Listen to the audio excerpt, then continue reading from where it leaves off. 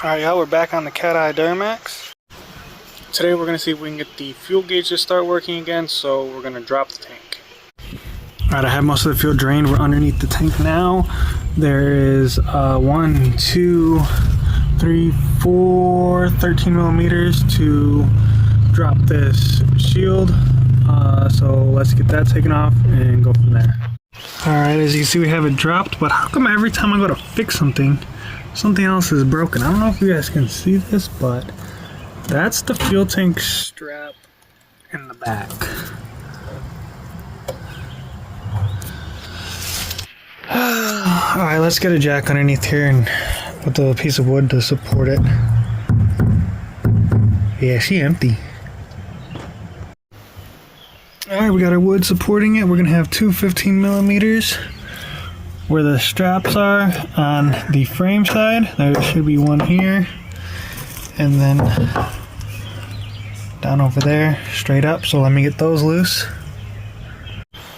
Alright, we got those dropped. Let's see if we can slowly drop this tank.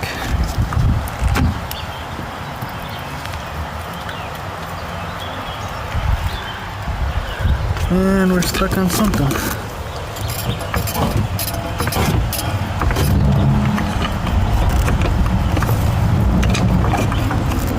I mean, it's clearly empty.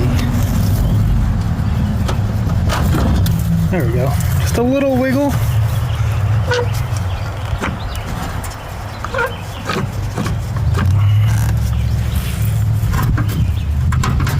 Alright, now let me see if I can go to the other side. Alright, now that the tank is dropped, I'm on the passenger side. I'm going to see if I can change it from in here. I should have enough space, so let me take off those. Let me take off the fuel lines. Alright, lines are off. Don't forget to take off the filler neck. I'm going to see if I can slide this whole tank out. Alright, just like that, the tank is out. We only had slight casualties, but I cut it on something over here. I was trying to get these lines out. I yanked it. Oh well. Let's get this off. Well, I think we know why this one wasn't working. Question is, where's the float? Alright, we got the new one installed. Now we're just gonna do it in reverse order. We're gonna slide it back under, connect the fuel lines, raise it up. Let's keep going. Alright, with the tank being empty, I was able to slide some wood underneath it to be able to get the jack with the piece of wood to slide it back up. I do have a new brand used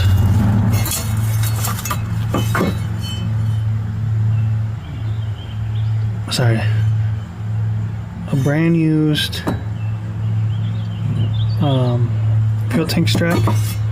Let me get those installed. Alright, tank's finally back on. Let's install the cover the skid plate. It'll be again those 4 13 millimeters. So let's get that installed. Alright, got it back on. Now, if you have the means to take off the bed, which I have the means to take off the bed, I just decided to punish myself, I guess. That is probably the easiest route to go. It's all overhead, you don't gotta worry about all that. But it's done. Which I'm gonna have to drop the clutch on this Ranger too, or I'm gonna have to drop the trans by myself on that too. So stay tuned for that. But let's wrap it up here. Dog wants to go inside. Just kidding, he doesn't run my life. No, we just fed him. But you know, let's clean up, wrap it up, and we're gonna get some fuel in it and throw some ATF in it to see how it does. Yeah. Alright, y'all, we're calling it. That's just a short little video on dropping the tank. Yeah, dropping the tank, changing that. Stay tuned because we will be, like I said, putting ATF and fresh fuel in it to check the gauge. The fuel that was in there has been sitting for like 2 years. I don't want to use that. But sorry. But yeah, this is just a quick short video. If you guys could hit that like button, comment something, subscribe, any questions, anything, please, it will help the channel. But yeah, thanks for watching. Again, stay tuned for the ATF. It will change injector numbers.